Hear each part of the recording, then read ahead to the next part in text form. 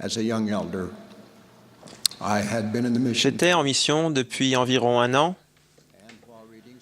lorsqu'en lisant les Écritures et les paroles des apôtres modernes sur la révélation et le Saint-Esprit, je me suis aperçu que je n'avais pas mon propre témoignage, particulièrement du Père et du Fils. J'étais parti en mission, m'appuyant sur le témoignage de mes merveilleux parents. N'ayant jamais mis en doute leurs paroles, je n'avais pas pensé à rechercher mon propre témoignage spirituel. Un soir de février 1962, à San Antonio, au Texas, j'ai su que je devais savoir par moi-même. Dans notre petit appartement, j'ai trouvé un endroit où je pourrais prier tranquillement, suppliant à haute voix. « Père céleste, es-tu là? Il faut que je sache par moi-même. » Plus tard, ce soir-là, j'ai su par moi-même, pour la première fois de ma vie, que Dieu et Jésus sont réels. Je n'ai pas entendu de voix audible ni vu d'être céleste. J'ai su de la même façon que vous aussi l'avez sans doute su, par le don ineffable du Saint-Esprit et l'esprit de révélation, apaisant mon esprit et donnant l'assurance à mon cœur. Depuis cette expérience, j'ai été témoin des résultats du conseil d'Alma, d'éveiller et donner de l'essor à mes facultés jusqu'à faire l'expérience de ces paroles. Ces paroles ou semences sont devenues des arbres, même des arbres géants de témoignages. Alimentés par davantage d'expérience de la parole, le processus continue, produisant des arbres de témoignages supplémentaires, ce qui maintenant constitue une véritable forêt édifiée sur la révélation du Saint-Esprit. Quand il a visité l'Amérique, le Sauveur a appelé 12 disciples. L'un des messages qu'il leur a remis, ainsi qu'aux personnes présentes, concernait le Saint-Esprit.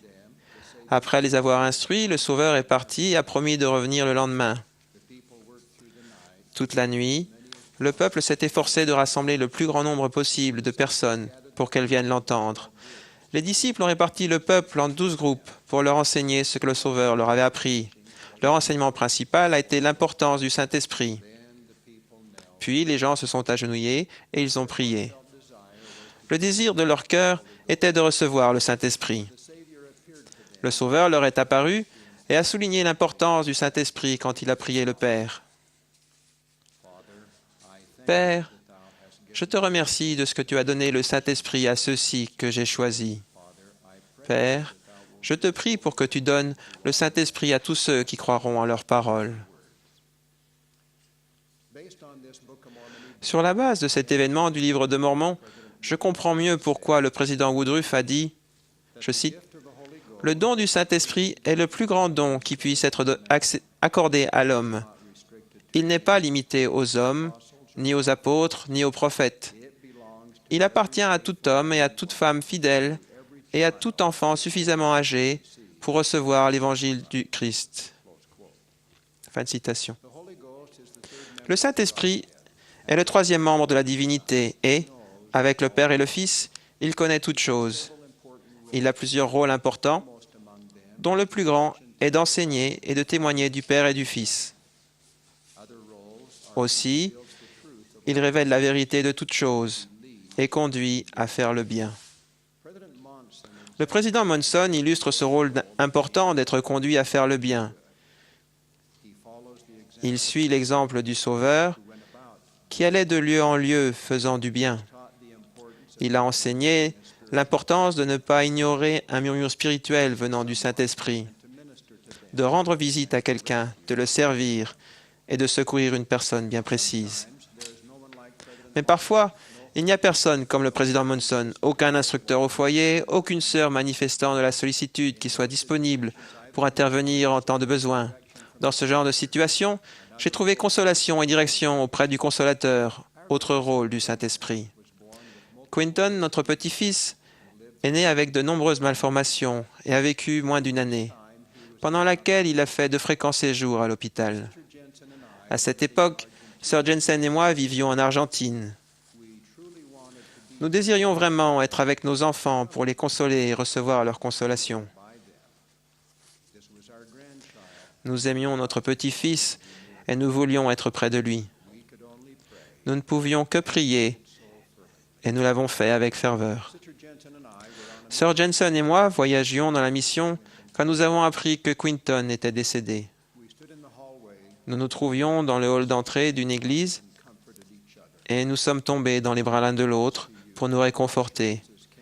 Je vous témoigne que le Saint-Esprit nous a rassurés et nous a accordé une paix qui surpasse toute intelligence et que nous continuons de ressentir aujourd'hui.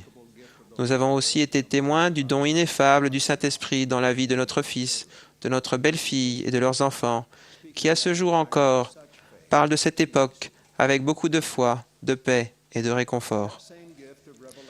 Ce même don de révélation a influencé mon témoignage du livre de Mormon. Je l'ai lu, étudié, sondé et m'en suis fait un festin encore et encore. Le Saint-Esprit m'en a révélé la véracité et la divinité. Gordon B. Hinckley appelait le livre de Mormon l'une des pierres angulaires de l'Église, les autres étant la première vision de Joseph Smith, le rétablissement de la prêtrise et, bien sûr, notre témoignage de Jésus-Christ, pierre principale de l'angle. Il explique, ces 4 grands dons de Dieu sont les pierres angulaires inébranlables sur lesquelles repose l'Esprit de Jésus-Christ des saints des derniers jours, ainsi que le témoignage et la conviction de ses membres. Fin de citation. Ces 4 dons de Dieu sont devenus les ancres de ma foi et de mon témoignage, chacun d'eux m'étant confirmé par la révélation du Saint-Esprit. Cependant, j'aimerais prendre quelques minutes pour me concentrer sur 2 de ces pierres angulaires, la première vision et le livre de Mormon. Il est significatif que chacun d'eux commence dans un cadre familial où les enfants sont nés de bons parents qui les ont bien instruits. Il existe un parallèle entre les événements de la vie de Léhi et ceux de la vie de Joseph Smith. Chacun a un besoin spécifique. Celui de Léhi consiste à se sauver lui-même ainsi que sa famille de la destruction imminente de Jérusalem et celui de Joseph Smith de savoir quelle Église est la vraie. Chacun prie. Chacun a une vision du Père et du Fils. Chacun reçoit un livre. Tous 2 prêchent. Chacun reçoit la révélation par l'intermédiaire du Saint-Esprit et par des visions et des songes. Enfin, des gens méchants les menacent. Léhi et sa famille s'enfuient et survivent. Joseph est martyrisé.